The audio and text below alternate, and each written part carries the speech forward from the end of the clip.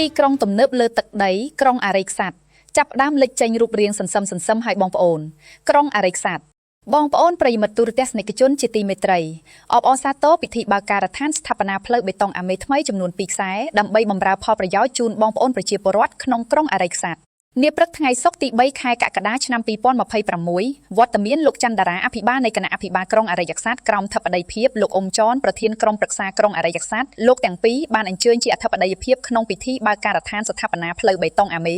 ចំនួន2ខ្សែស្ថិតនៅក្នុងសង្កាត់អារិកសាត់ក្រុងអារិកសាត់ខេត្តកណ្ដាលដើម្បីសម្រួលដល់ការធ្វើដំណើរនិងលើកកម្ពស់ជីវភាពរស់នៅរបស់បងប្អូនប្រជាពលរដ្ឋក្នុងមូលដ្ឋានស្ថិតគម្រោងស្ថាបនាផ្លូវបេតុងអាមេដែលមានកម្រាស់ 0.15 ម៉ែត្រទាំងពីរខ្សែនេះរួមមានខ្សែទី1មានប្រវែង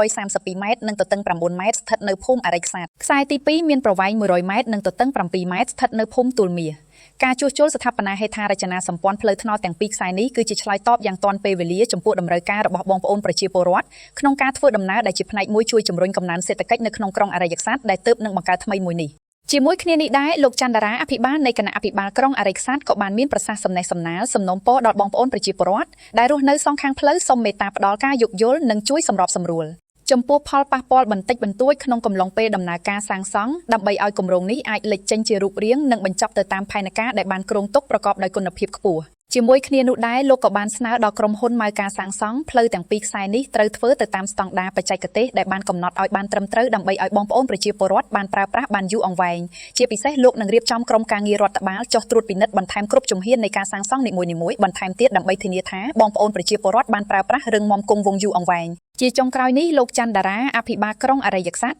លោកក៏អំពាវនាវដល់ក្រុមហ៊ុនអ្នកវិនិយោគទុនរោងចក្រសហគ្រាសសូមអញ្ជើញនាំគ្នាមកបណ្ដាក់ទុននៅក្នុងទឹកដីក្រុងអារិកសាត់របស់លោកដើម្បីបង្កើនសេដ្ឋកិច្ចរបស់បងប្អូនប្រជាពលរដ្ឋព្រមទាំងប្រែក្លាយទឹកដីក្រុងអារិកសាត់ទាំងមូលជាទីក្រុងទំនើបមួយនាពេលខាងមុខឆាប់ៗនេះ